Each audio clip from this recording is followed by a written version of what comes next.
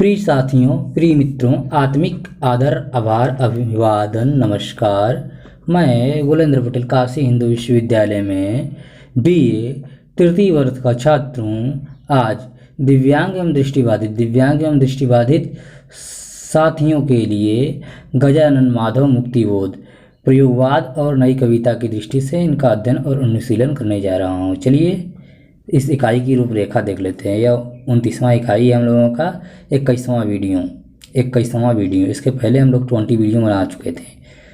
इस इकाई की जो रूपरेखा है, सर्वप्रथम उद्देश्य देखेंगे, फिर प्रस्तावना, जीवन परिचय एवं कृतित्व देखेंगे, युगीन पृष्ठभूमि, अंतर्वस्तु देखेंगे, साहित्य संबंधित इनकी विचार देखेंगे, कविताओं में व्यक्त राजनीति देखेंगे, सामाजिक यथार्थ की अभिव्यक्ति देखेंगे, भीतरी और बाहरी संघर्ष का चित्रण, ठीक, संरचना शिल्प, काव्य रूप और शैली, प्रतीक योजना, बिंब तथा आद्य बिंब, काव्य भाषा, काव्य पाठ एवं व्याख्या देखेंगे, सारांश देखेंगे, कुछ उपयोगी पुस्तकें देखेंगे, बहुत प्रश्नों के उत्तर जानते हुए हम लोग आगे बढ़ेंगे। ठीक, चलिए उद्देश्य देखिए।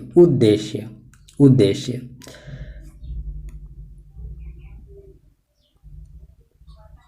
इस इकाई का अध्ययन करने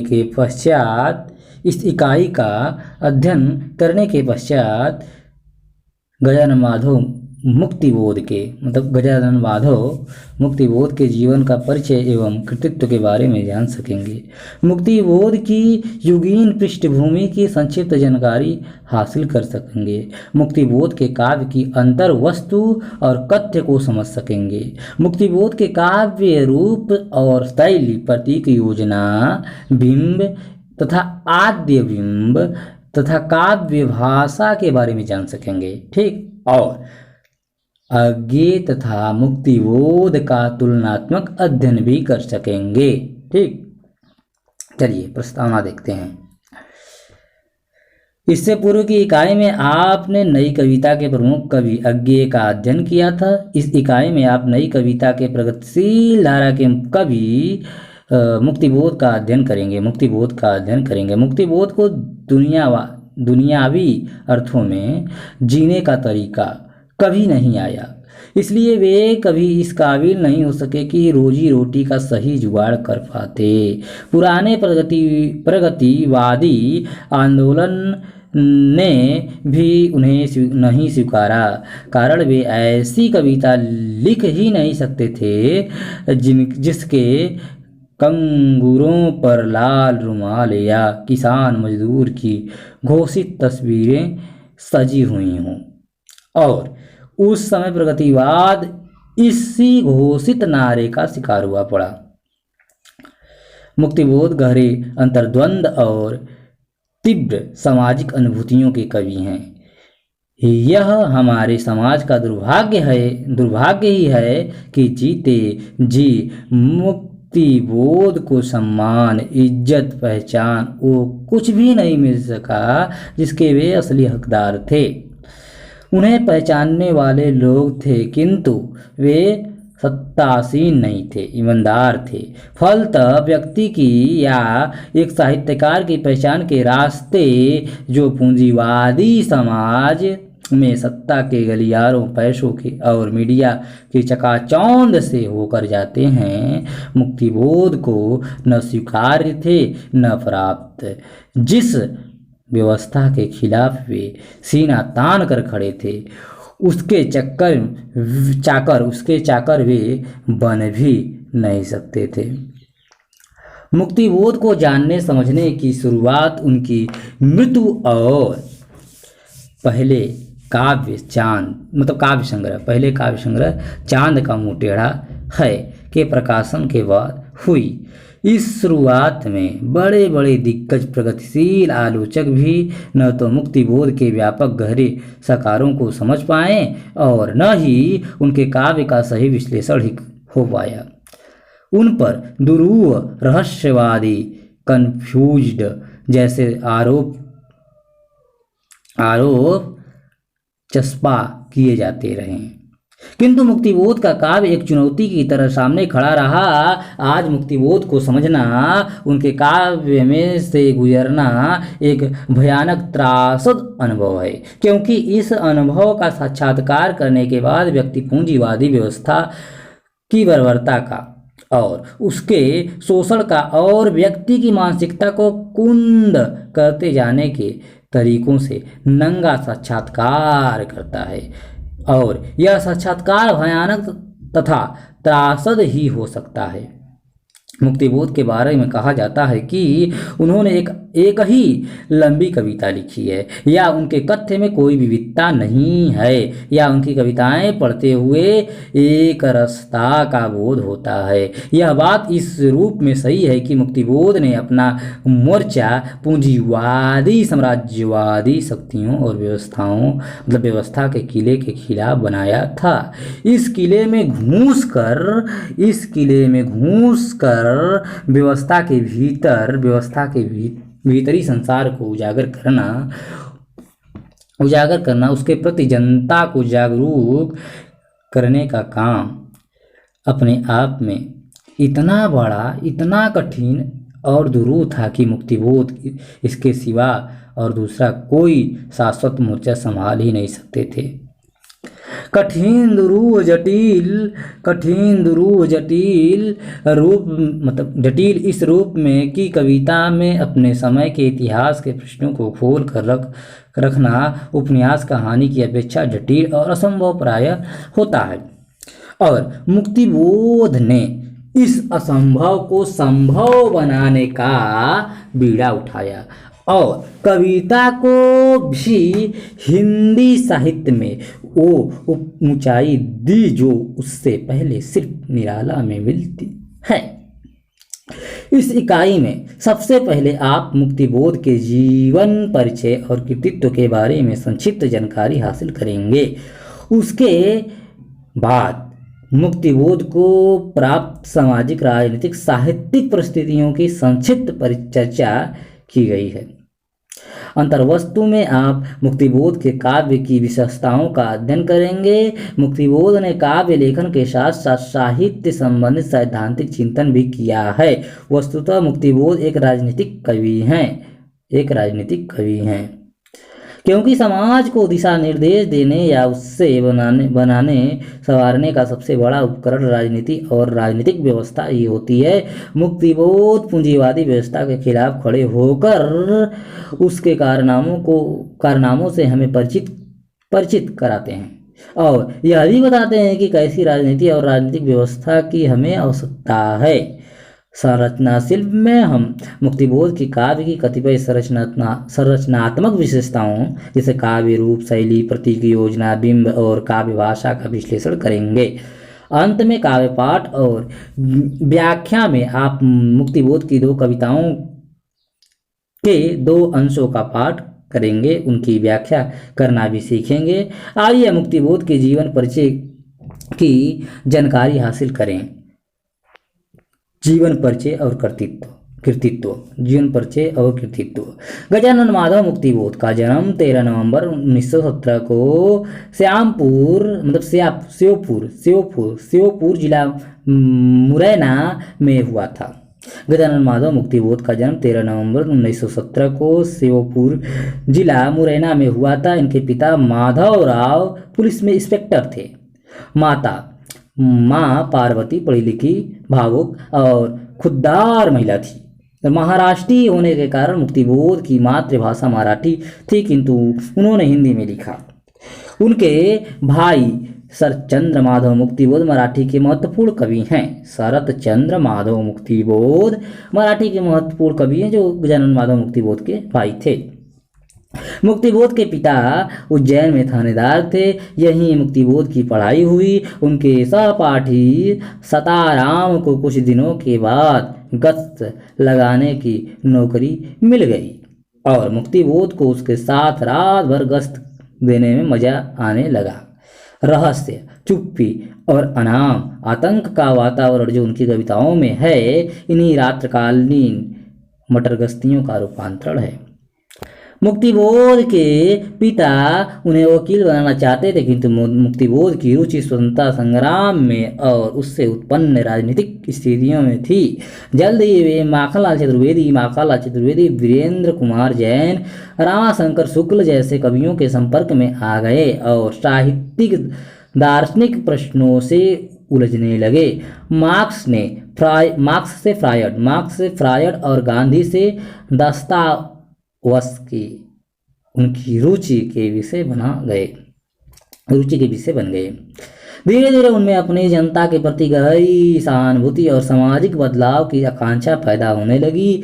इस समय वे 21 वर्ष के थे। इसी वर्ष मुक्तिबोध ने परिवार के विरोध के बावजूद प्रेम विवाह किया और सदियों के मानसिक बंधन तोड़ डाले। उसी वक्त उन्हें साधारण सी अध्यापक की नौकरी मिल गई। इसी वर्ष प्रभाकर माचवे उज्जैन में दर्शन शास्त्र के प्राध्यापक होकर आए। दोनों में गहरी मित्रता हो गई। 1941 में माचवे जी की सहायता से मुक्तिबोध शारदा शिक्षा सदन में आए, जहां नेमी जैन माचवे जी की ही वजह से पहले ही आ चुके थे।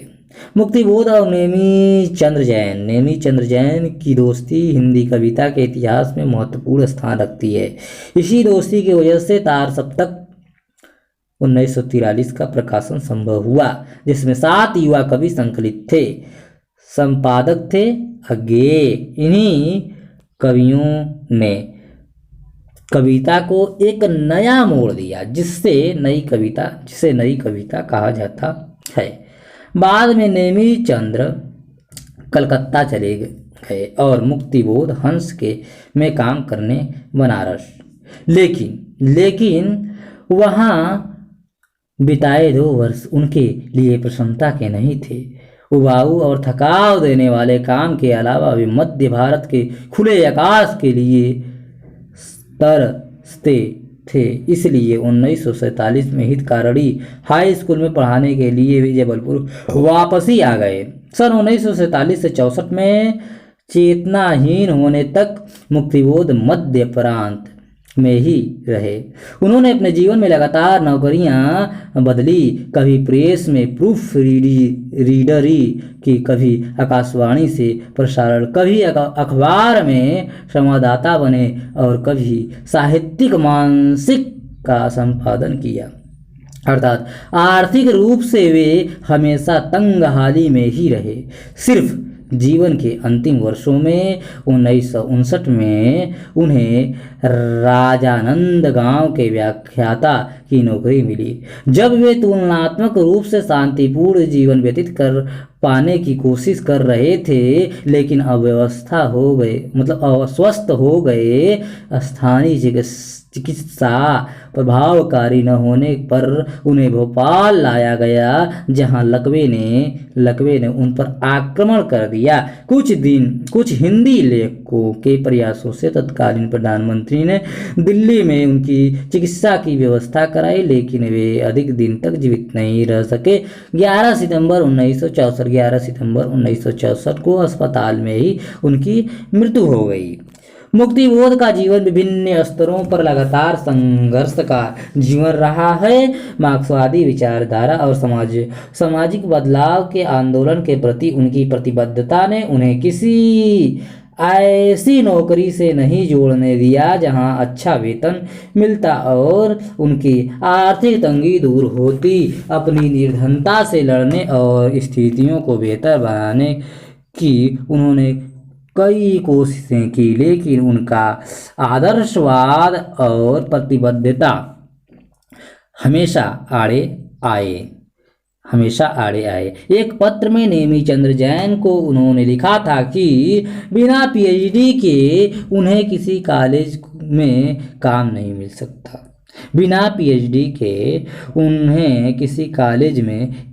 मिल सकता। वे केवल हिंदी की 2वीं श्रेणी के एमए थे। वे केवल हिंदी के द्वितीय श्रेणी के में थे। जीवन के अंतिम काल में एक बार भाग्य ने उनका साथ दिया। एक छोटे प्रकाशक ने भारतीय इतिहास पर एक पाठ्यपुस्तक तैयार करने के लिए उनसे संपर्क किया। मुक्तिबोध तैयार हो गए और अपनी मार्क्सवादी समझ के अनुसार उन्होंने एक पुस्तक तैयार कर दी। चयनकर्ता अक्सर पुस्तक पढ़कर स्वीकार नहीं करते, अतः यह पुस्तक भी स्वीकृत हो गई।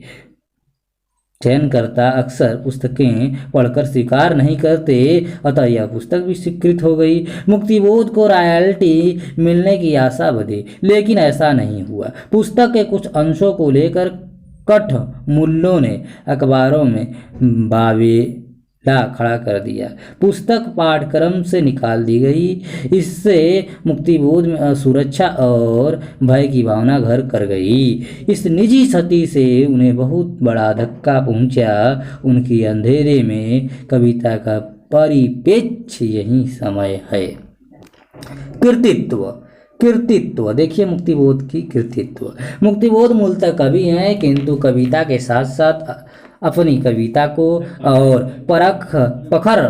पखर बनाने के लिए उन्होंने कहानी, उपन्यास, आलोचना भी लिखी है। काव्य संग्रह इनका जो है मुक्तिबोध का चांद का मुंह टेढ़ा है। चांद का मुंह टेढ़ा 1964 में आता है।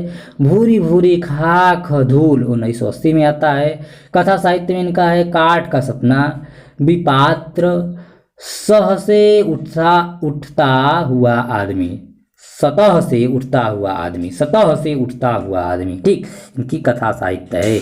आलोचना की पुस्तकें इनकी जो है गजानन माधव मुक्तिबोध की कमायनी एक पुनर्विचार है, नई कविता का आत्मसंघर्ष, नए साहित्य का सौंदर्य, समीक्षा की समस्याएं, एक साहित्य की डायरी, भारत इतिहास और संस्कृति, ठीक। युगीन पृष्ठभूमि देखिए, युगीन पृष्ठभूमि मुक्तिबोध के साहित्य और उनके व्यक्तित्व के निर्माण में उनके युग की राजनीतिक, सामाजिक, साहित्यिक परिस्थितियों का बहुत बड़ा योगदान रहा है। आइए उस युग की परिस्थितियों या पृष्ठभूमि का आकलन करें। राजनीतिक पृष्ठभूमि मुक्तिबोध ने जब लिखना शुरू किया था, यह समय देश में स्वतंत्रता आंदोलन का समय था, दूसरा विश्व युद्ध, उसमें भारत की शिरकत, भारत छोड़ो आंदोलन, फिर देश के बंटवारे के साथ साथ देश का आज़ाद होना आदि स्वतंत्रता पूर्व की महत्वपूर्ण राजनीतिक घटनाएं थीं। इसके बाद कांग्रेसी नेताओं ने सत्ता संभाली। नेहरू युग का प्रारंभ हुआ। नेहरू जी ने समाजवाद लाने के अपने वादे को दोहराया। देश के विकास के लिए पंचवर्षीय योजनाएं प्रारंभ हुई, किंतु जल्द ही देश की जनता का अपने सत्ताधारियों से मोह भंग हो गया। वास्तव में जो आज़ादी हमें मिली उस समय की परिस्थितियों में चाहे वो ठीक भी, किंतु बाद की परिस्थितियों ने यही साबित किया कि हमें सिर्फ आज़ादी, राजनीतिक आज़ादी प्राप्त हुई है, वास्तविक आज़ादी नहीं। क्योंकि देश के आम जनता की जो दारुण दशा अंग्रेजी काल में थी, कांग्रेसी युग में उसमें कोई विशेष परिवर्तन नहीं हुआ। जाति प्रथा, भ्रष्टाचार और गरीबों का शोषण, अनपढ़ता जैसी बीमारियों को दूर करने का कोई इलाज किसी के पास नहीं था। फलतः राजनीतिज्ञों पर से जनता का विश्वास डिगने लगा। दूसरे विश्व युद्ध के बाद विश्व दो प्रमुख खेमों, समाजवादी और साम्राज्यवादी में बंट गया और शीत युद्ध का दौर शुरू हुआ। शीत युद्ध बहुत प्रसिद्ध क्रांति है। शीत युद्ध का दौर शुरू हुआ। साम्राज्यवादी शक्तियों का पुरोधा अमेरिका उसने नव स्वाधीन और आज़ादी के लिए संघर्ष कर रहे देशों में अपना प्रभुत्व स्थापित करने और वहां क्रांति की परिस्थितियों को खत्म करने के प्रयास जोरों शोरों से शुरू कर दिए। फासिज्म, साम्राज्यवादी शक्तियों और पूंजीवादी शक्तियों के गठजोड़ न सिर्फ राजनीतिक रूप से सक्रिय हुए, बल्कि इन्होंने भाषा, संस्कृति, धर्म जैसे नाजुक और किसी भी समाज के आधारभूत स्तंभों के जरिए अंधविश्वास, भ्रष्टाचार और अलगाववाद फैलाना शुरू कर दिया।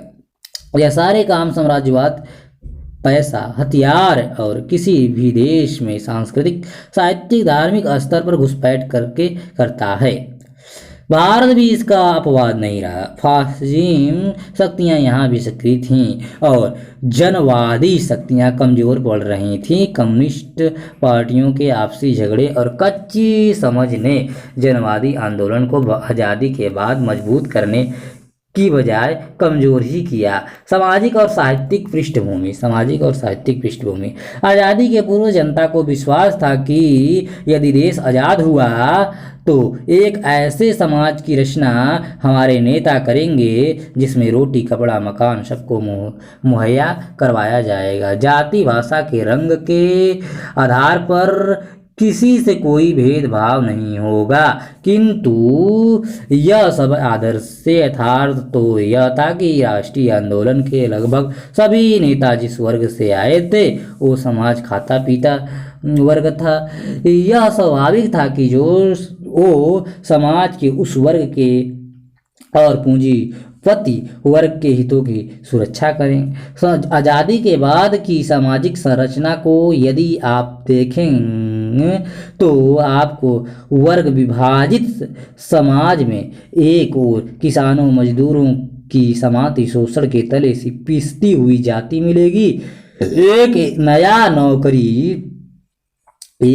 नौकरी पेशा मध्यम वर्ग मिलेगा और एक नव धनाढ़ और नेताओं का वर्ग मिलेगा। मतलब यह कि आज़ादी मिलने पर हमारी सामाजिक संरचना में कोई मूलभूत परिवर्तन नहीं हुआ, शोषण बरकरार रहा। आज़ादी के 10 वर्षों में ही लोगों का अपने नेताओं से मोहभंग हो गया। भ्रष्टाचार, शोषण, मूल विघटन की प्रक्रिया शुरू हो गई। यही वह सामाजिक परिदृश्य था जो नई कविता के कवियों और मुक्तिबोध को मिला। आप छायावाद, प्रगतिवाद, प्रयोगवाद और नई कविता के विषय में अध्ययन कर चुके हैं 19वें वीडियो में। मुक्तिबोध ने जब लिखना शुरू किया था तब छायावाद का युग समाप्त हो चुका था और प्रगतिवादी कवियों की विषय वस्तु पर अधिक से अधिक बल देती हुई प्रचारात्मक कविताएं फूट रही थी। बहुत से कवि इस प्रचार और कविता के सतहीपन से संतुष्ट नहीं थे। मुक्तिबोध उसमें से एक थे। वे अपना रास्ता स्वयं तलाश कर रहे थे। उनकी कविताएं जटिल संकुल प्रतीत होती थी। तार सप्तक के कवियों में से वे एक थे। प्रयोगवाद अर्थात तार सप्तक के 7 कवियों की रचनाओं को आधार बनाकर ही चला और नई कविता में रूपांतरित हो गया। वस्तुतः तार सप्तक में ही 2 काव्य धाराएं अपने बीज रूप में स्पष्ट दिखाई देती हैं। एक धारा है अज्ञे की, जो व्यक्ति और समाज में व्यक्ति को कला रूप और कला विषय में कला रूप को क्षण की अनुभूति को प्राथमिकता मानी है। और दूसरी धारा है मुक्तिबोध, नेमीचंद्र जैन, रामविलास शर्मा, शमशेर और रघुवीर सहाय की, जो व्यक्ति और समाज को विषय और रूप को द्वंद्वात्मक रूप में देखती है। इस प्रकार नई कविता के प्रमुख कवि होते हुए वे मुक्तिबोध प्रगतिशील काव्य की उस धारा का प्रतिनिधित्व करते हैं जो काव्य को सीधे सीधे आम जनता के सुख दुख शोषण की अभिव्यक्ति ही नहीं मानते, अपितु उनके सुख दुख शोषण की जड़ों को तलाशने का बृहत् कार्य करते हैं। मुक्तिबोध सत्य को एक स्तरीय नहीं मानते, वो एक स्तरीय होता है। इसलिए उनकी कविता वे जटिल और लंबी होती गई हैं। इस बात की हम आगे चर्चा करेंगे। यहाँ हम इसी बात की ओर आपका ध्यान आकर्षित करना चाहते हैं कि मुक्तिबोध का जो साहित्यिक पृष्ठभूमि मिली उसमें सभी कवि प्रचलित काव्य धाराओं से संतुष्ट न होकर अपना अपना रास्ता तलाश कर रहे थे। अंतर्वस्तु मुक्तिबोध की काव्य की अंतर्वस्तु जितनी व्यापक है उससे ज़्यादा गहरी है।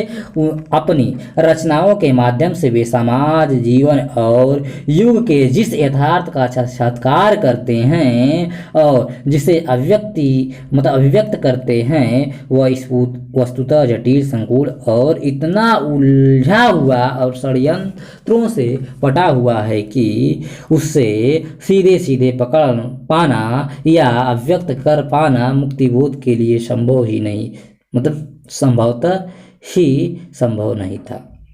उनकी अंतर्वस्तु में राजनीति की उलझी हुई पेचदार बाजियों, नेताओं के भ्रष्टाचार और इसकी जड़ें, समाज में रह रहे मध्यवर्गीय बुद्धिजीवी व्यक्ति के मन के बाह्य और भीतरी संघर्ष, निरंतर विघटित होते मूल्यों के बीच में जिंदा रहने की छटपटाहट में फंसे हुए जन तथा उनके इसके साथ ही साहित्य से जुड़े हुए तमाम सवाल भी हैं।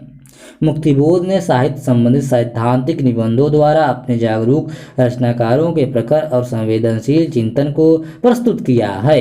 एक रचनाकार की रचना प्रक्रिया क्या और कैसी होती है, उसे किन किन कठिनाइयों उलझनों का सामना करना पड़ता है, एक रचना में वस्तु एवं रूप का नया संबंध होता है, साहित्यकार का समाज से क्या रिश्ता होता है, सामाजिक विकास में साहित्य की क्या भूमिका होती है, जनता का साहित्य किसे कहते हैं, इस तरह के सवालों से मुक्तिबोध अपने निबंधों में साक्षात्कार करते हैं। आइए उनके काव्य की अंतर्वस्तु को विस्तार से देखें। साहित्य संबंधित विचार। मुक्तिबोध ने अपने निबंध में साहित्य संबंधी विचार प्रकट किए हैं। मुक्तिबोध के काव्य को समझने के लिए आवश्यक है कि साहित्य के प्रति उनकी क्या धारणाएं हैं, उन्हें समझ लिया जाए। जनता का साहित्य किसे कहते हैं, शीर्षक लेख में मुक्तिबोध यह बताते हैं कि जनता का साहित्य क्या है। यह सवाल यहाँ इसलिए भी महत्वपूर्ण है कि मार्क्सवादी प्रगतिशील कवियों से अमूमन यह अपेक्षा की जाती है कि उनकी रचनाएं या कविताएं भाषा और शैली की दृष्टि से इतनी सरल हों कि वे आम जनता की समझ में आ जाएं। मुक्तिबोध मार्क्सवादी भी हैं और समझने के स्तर पर दुर्बोध भी, किंतु यह विरोधाभास नहीं है। मुक्तिबोध का साहित्य जनता का साहित्य है, उसी प्रकार जैसे दास कैपिटल मतलब मार्क्स की जनता का साहित्य है। अर्थात जो साहित्य जनता के जीवन मूल्यों, जनता के जीवन आदर्शों की प्रतिष्ठापित करता हो, उसे उस अपने मुक्ति पथ पर अग्रसर करता हो, जनता का साहित्य है। जनता के जीवन मूल्यों को, जनता के जीवन आदर्शों को प्रतिष्ठापित करता हो, उसे अपने मुक्ति पथ पर अग्रसर करता हो, जनता का साहित्य है वही साहित्य। ठीक।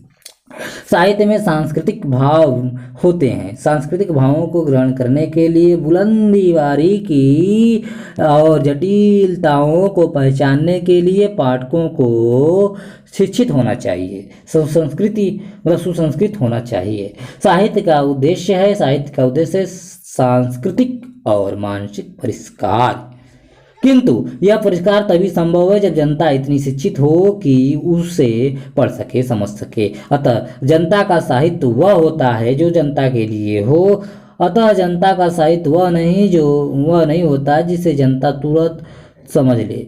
वह भी होता है जिसे वह अपनी अशिक्षित दशा के कारण समझ तो नहीं पाती, किंतु यह उसी की भलाई के लिए कार्य करता है। ठीक। मुक्तिबोध ने रचना प्रक्रिया पर भी गहराई से विचार किया है। उनका मानना है कि प्रत्येक रचनाकार की अपनी अपनी रचना प्रक्रिया होती है। प्रत्येक विधा की रचना प्रक्रिया भिन्न होती है, किंतु बुद्धि, भावना, कल्पना और माध्यम, शब्द, भाषा, चित्र आदि एक समान यही तत्व होते हैं। मुक्तिबोध ने रचना प्रक्रिया की चर्चा करते हुए इसके 3 क्षण माने हैं: कला का पहला क्षण और जीवन का उत्कृष्ट तीव्र अनुभव क्षण। दूसरा क्षण है इस अनुभव का अपने कसते दुखते हुए मूल्यों से पृथक हो जाना और एक फैंटेसी का रूप धारण कर लेना, मानो वो फैंटेसी अपनी आंखों के सामने खड़ी हो। तीसरा और अंतिम क्षण है इस फैंटेसी के शब्दबद्ध होने की प्रक्रिया का आरंभिक क्षण और उस प्रक्रिया की परिपूर्ण अवस्था तक की गतिमानता। ठीक। मुक्तिबोध ने वस्तु एवं रूप पर भी विचार किया है। वे वस्तु को रूप से या रूप को वस्तु से अलग नहीं मानते। वस्तु जैसी होगी तो जैसा विषय होगा उसके रूप का निर्धारण वस्तु ही करेगी, या इन दोनों में द्वंद्वात्मक संबंध है। वस्तु और रूप में द्वंद्वात्मक संबंध है। मुक्तिबोध ने लगभग लंबी कविताएं लिखी है। इसके बारे में उनका कहना है कि यथार्थ जो होता है वह गतिशील होता है, उसके तत्व परस्पर गुंफित होते हैं। इसलिए गतिशील यथार्थ को अभिव्यक्त करने में रचना भी लंबी से लंबी होती चली जाती है। मुक्तिबोध का मत है कि यह युग आवेगों या भावनाओं को अभिव्यक्ति देकर छुटकारा पाने का युग नहीं है, बल्कि संवेदनात्मक ज्ञान को ज्ञानात्मक संवेदना से छोड़कर अभिव्यक्त करने का है। ऐसे में कोई भी अनुभव संवेदना के धरातल पर उद्वेलित होकर अभिव्यक्त नहीं होता, बल्कि वह ज्ञान से जुड़ता है, विचारों से जुड़ता है और संपूर्ण जीवन जगत से जुड़ता है। ऐसा अनुभव चाहे कितना ही आवेग भरा हो, वह विचार में परिवर्तित होगा ही। इसलिए मुक्तिबोध की कविताएं वैचारिक कविताएं हैं, लंबी कविताएं हैं। कविताओं में व्यक्त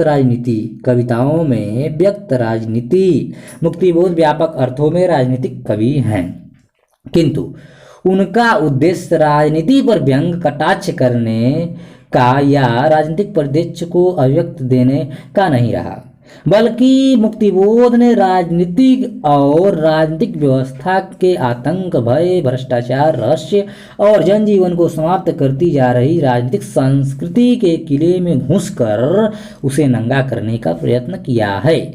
राजनीति और व्यवस्था और इनका यथार्थ इतना सरल नहीं होता जितना हम मान लेते हैं। इस यथार्थ की सही पहचान और पकड़ के लिए मुक्तिबोध को जो कलात्मक रास्ता अपनाना पड़ा वो भी उतना ही जटिल प्रतीक बिंबों में उलझा हुआ जान पड़ता है, किंतु एक बार इनकी तह में जाने पर सब कुछ साफ साफ दिखाई देने लगता है या दिखाई पड़ने लगता है। मुक्तिबोध की राजनीतिक समझ बहुत साफ और दृढ़ है। वे मार्क्सवादी विचारधारा के प्रतिबद्ध कवि हैं। वे मानते हैं कि समाज और मानव का उद्धार तब तक नहीं हो सकता जब तक कि शोषण और आतंक में पिसती हुई जनता पूंजीवादी और साम्राज्यवादी शक्तियों के विरुद्ध एकजुट होकर क्रांति के लिए तैयार न हो जाए। मुक्तिबोध यह भी मानते हैं कि इस वर्ग विभाजित समाज में बुद्धिजीवी वर्ग का कर्तव्य इस जनशक्ति को क्रांति के दीप्तिपाते विचारों से लैस करने का है और जनता को उसके शोषण के हथियारों से वाकिफ करवा कर उसमें चेतना जगाने का है। इसलिए अपनी कविताओं में वे बार बार अपनी प्रतिबद्धता इस जनता के पक्ष में रखते हैं, उसे सुविधा भोगी भ्रष्टाचारी वर्ग से आगाह करते हैं, उसमें आत्मविश्वास जगाते हैं। मुक्तिबोध की कविता है गुथे तुमसे विधे तुमसे। ठीक। मुक्तिबोध रचनावली भाग 2 पृष्ठ संख्या 27 से कुछ पंक्तियां मैं उद्धृत कर रहा हूं। देखिए, वेदना में हम विचारों की गुथे तुमसे विधे तुमसे, वह आवेष्टित परस्पर हो गए, कोई नहीं थे हम तुम्हारे किंतु सहचर हो गए, चाहे जल्दी पर्वत हजारों मील की दूरी हमारे बीच में आए, फिर भी मानसिक अदृश्य सूत्रों से हमारी आत्माएं परस्पर बात करती हैं। ठीक, आत्माएं परस्पर बात करती हैं।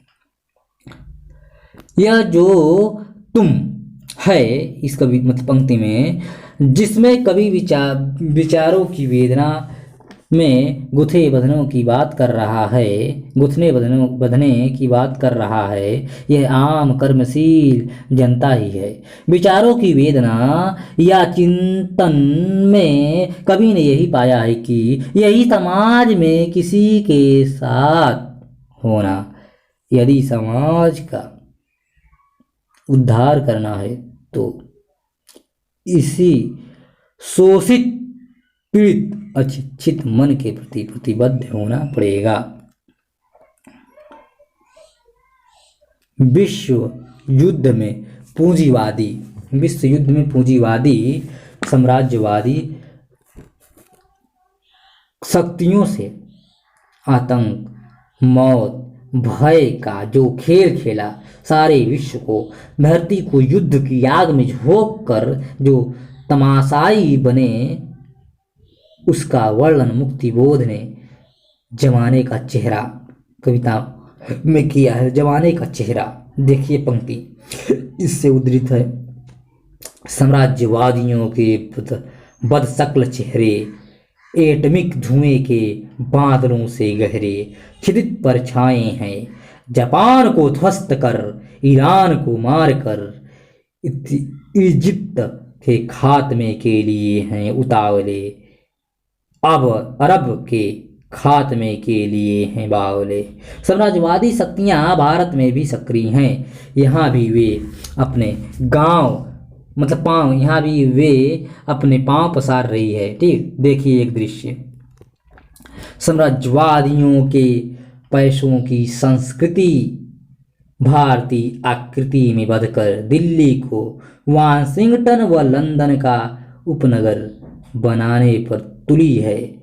भारतीय धनतंत्री जनतंत्री बुद्धिजीवी स्वेच्छा से उसी का ही कुली है। ठीक, कुली मतलब ढोने वाला, जो रेलवे स्टेशन पर मिलते हैं। मुक्तिबोध सीधे सीधे पूंजीवादी संस्कृति, सभ्यता और राजनीति का भी विश्लेषण करते हैं। इसके द्वारा मानव जाति पर जो अत्याचार किए जाते हैं, जिस आतंक भय से व्यक्ति के जीवन, उसके सोच की शक्ति पर प्रहार किए जाते हैं और उसके बारे में वे सचेत नहीं रह पाता, उसका चित्रण भी मुक्तिबोध ने किया है। छायावाद का चमकीला प्रेमिका के मुखड़े जैसा सुंदर चांद मुक्तिबोध के यहाँ आकर पूंजीवाद का प्रतीक बन जाता है। सौंदर्यबोध का यह दूसरा छोर है। एक छोर तो सौंदर्यबोध का वह होता है जहाँ सुंदर कामनी लावण्य, कोमलता और आनंद है, और दूसरा छोर वह होता है वह है जहाँ भय, आतंक, पीड़ा, त्रासदी और किमाकार है। मुक्तिबोध सौंदर्य के इसी दूसरे किंतु यथार्थ छोर पर खड़े दिखाई देते हैं। वे कहते हैं, देखिए, वे कहते हैं, मीनारों के बीचों बीच चांद का है टेढ़ा मुंह, लटका मेरे दिल में खटका, कहीं कोई चीख, कहीं बहुत बुरा हाल रे। अजीब है गगन में कर्फ्यू, धरती पर चुपचाप जहरीली छींथू, पीपल के सुनसान घोंसलों में बैठे हैं कारतूस छरे, जिससे कि हवेली में हवाओं के पल्लू भी सिहरे। गूंजे सिर चांद की संवालाई किनारों के जासूस, शाम सूम नगर में धीरे धीरे घूम घाम, नगर के तीन कोनों तिकोनों में छुपे हुए करते हैं महसूस कलियों की हाय हाय। चांद की कनखियों की किनारों ने नगर छान डाला है। अंधेरे को आड़े तिरछे काट कर पीली पीली पट्टियां बिछा दी, समय काला काला है। यह चांद का मुंह टेढ़ा कविता में जो उद्धरण हमने उपर्युक्त दिया है, चांद के मुंह टेढ़ा कविता से है, चांद का मुंह टेढ़ा है। से। ठीक, इसे पढ़कर आप इस बात का अंदाजा लगा पाएंगे कि कवि कितनी भयाकुल आतंक पैदा करने वाली और त्रासद स्त्री का चित्रण मतलब स्थिति का चित्रण कर रहा है। सुनसान घोंसले, चुपचाप जहरीली छी छी छी थूक करतूस कारतूस, छर्रे, हवेली, हवाओं के पल्लू, पीली पीली पट्टियां, काला काला समय एक ऐसे भयानक और वीरान वातावरण का निर्माण करते हैं जिससे कविता एक स्तर पर इसी भयानकता की सृष्टि करती जान पड़ती है। लेकिन कवि का उद्देश्य डराना नहीं बल्कि उस आतंक भय से परिचित कराना है जो पूंजीवादी राजनीति और संस्कृति के कारण पनपता है, जो मनुष्य के मूलभूत विश्वासों और मूल भावों पर प्रहार करके उन्हें तोड़ता है, जो मनुष्य को जड़ मशीन में बदलने लगता है। इसके बाद मुक्तिबोध अपनी कविता में इस व्यवस्था से छुटकारा पाने, इस जहर को समाप्त करने के लिए, इसके प्रति जागरूक होने के लिए जनशक्ति से वैचारिक, भौतिक और संवेदनात्मक स्तर पर जुड़ने का आह्वान भी करते हैं। सामाजिक यथार्थ की अभिव्यक्ति मुक्तिबोध की कविताओं में तत्कालीन सामाजिक यथार्थ की अभिव्यक्ति भिन्न रूपों में हुई है। इतना तो आप जान ही हो गए होंगे कि मुक्तिबोध के लिए यथार्थ या सामाजिक यथार्थ एक घटना मात्र नहीं होता बल्कि वो संपूर्ण जीवन में गुथा हुआ ऐसा यथार्थ होता है जिसके कई सिरे होते हैं और जिसकी जड़ें दूसरे गहरे तक जीवन के कई संदर्भों में धसी हुई होती हैं। इस यथार्थ को मुक्तिबोध गतिशील यथार्थ कहते हैं, जिसकी कलात्मक अभिव्यक्ति के लिए वे फैंटेसी का इस्तेमाल करते हैं। फलतः उनकी कविताएं दीर्घ होती जाती हैं। मुक्तिबोध सुविधाभोगी जमात के लोगों की झूठी उपलब्धियों को रेखांकित करने के बहाने इस वर्ग के लोगों की असलियत को नंगा करते हैं। वे यह बताते हैं कि लोग वस्तुतः अवसरवादी, झूठे, स्वार्थी और जनता के उतने ही दुश्मन हैं जितने वे लोग जो सत्ता हाथ में लेकर जनता का शोषण करते हैं। मुक्तिबोध की एक कविता है भाग गई जीप, इसमें वे बातें हैं कि बस सुविधाओं की छूट जाती है और कुछ लोग इसमें चढ़ जाते हैं। इसमें चढ़ने वाले आज के अवसरवादी सुविधा भोगी लोग हैं जो बस में ही ठूंस जाने की जिंदगी की जीत मानते हैं। मुक्तिबोध लिखते हैं कि तुम में कुछ अच्छाई ही शेष थी, इसलिए घबरा गए, पकड़ न सके बस और वह छूट गई, पीछे रह गए तुम, बस मिस हो गई, कर गए मिस तुम, बहुत अच्छा हुआ यह प्राणों में हमारे, समासीन पूर्ण हो तुम, समय के मारे तुम, केवल हमारे हो। मुक्तिबोध रचनावली खंड 2 पृष्ठ संख्या 133 से उद्धृत पंक्तियां थी। मुक्तिबोध यहाँ सुविधाभोगी अवसरवादी लोगों के समक्ष अपना पक्ष स्पष्ट करते हैं। वे इन लोगों में शामिल होकर अपने वर्ग से अलग नहीं होना चाहते।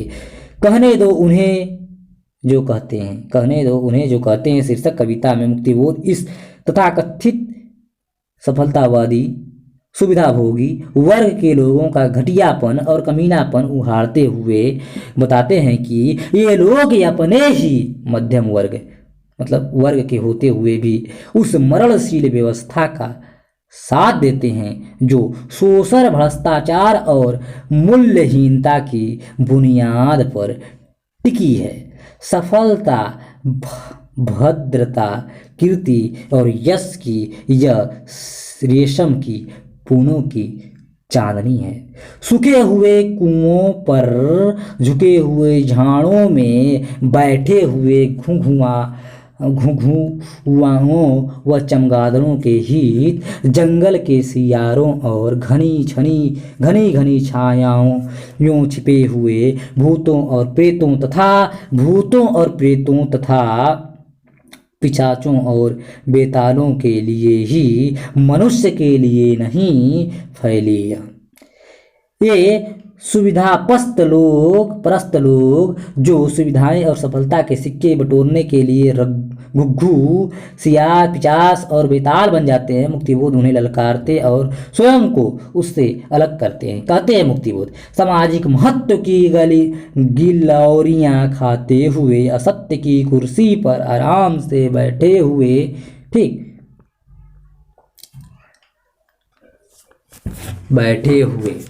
आराम से बैठे हुए मन के भीतर, आराम से बैठे हुए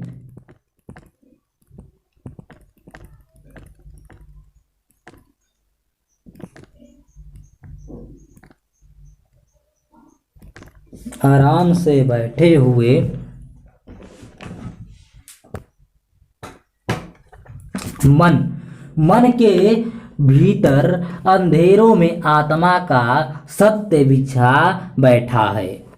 ठीक, प्यारा सत्य में उल्टा हो गया है, बैठा है जो, सॉरी ऊपर से मैं पढ़ता आता हूँ तब समझ में आएगा।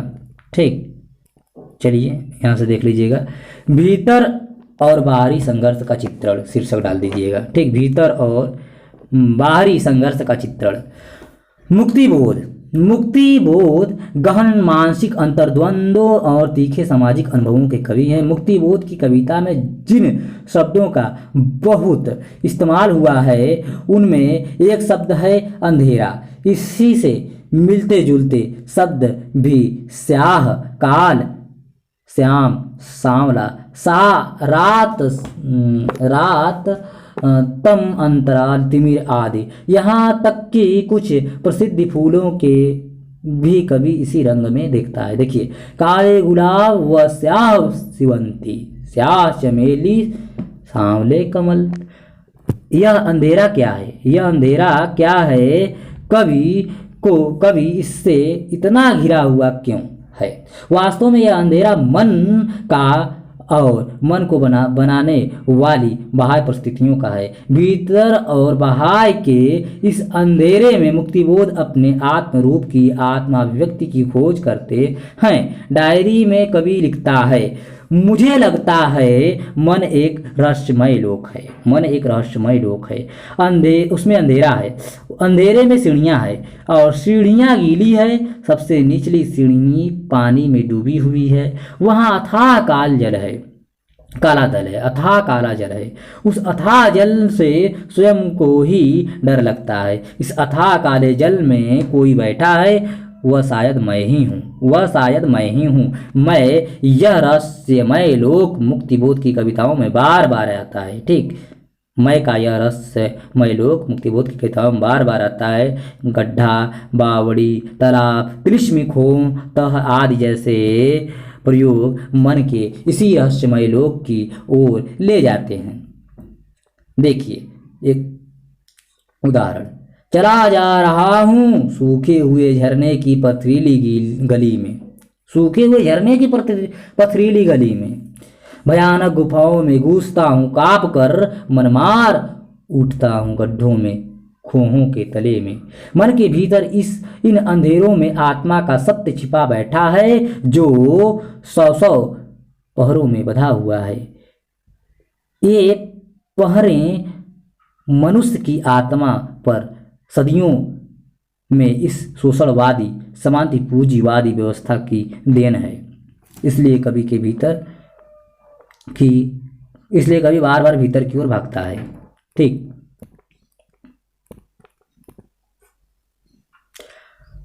मनुष्य की त्वचाओं का पहनने हुए ओवरकोट बंदरों व छिछोरों के सामने नई नई अदाओं से नाचकर झूठाई की तालियां लेने से सफलता के ताले ये खुलते हैं। जवाब यह है, जाकर उन्हें कह दो कि सफलता के जंग खाएं तरों और कुंजियों की दुकान की कबाड़ी की। मुक्तिबोध की एक और कविता, एक रग का राग। इसमें बताते हैं कि आज के युग में बुराइयों, भ्रष्टाचार, झूठ, बेईमानी, धोखाधड़ी, इस व्यवस्था के कारण रेत के कणों सी समाज में फैल गई है। वे केवल व्यंग का विषय और उसके लिए तर्क दिया जाता है कि यह तो अंग रूप है, हमारे जीवन का अटूट हिस्सा है। देखिए, पूर्व युगों में भी खूब बुराइयां आई, किंतु वे भीमाकार शक्ति रूप दिखलाई जाती थी। रावण व कुंभकर्ण शैतान उनका ही रूप था। उनसे लड़ा जाता था, किंतु उसी अमंगल को आज सिर्फ सहा जाता। हास कह आज वह मात्र व्यंग रूप है। तर्क यह, हाय यह सबका अंग रूप है, हाय यह सबका अंग रूप है। ठीक, हाय यह सबका अंग रूप है। अब हम लोग, सही हो गया यहाँ से, हाय यह सबका अंग रूप है। ज्ञान, वीर्य, ओज, प्रकाश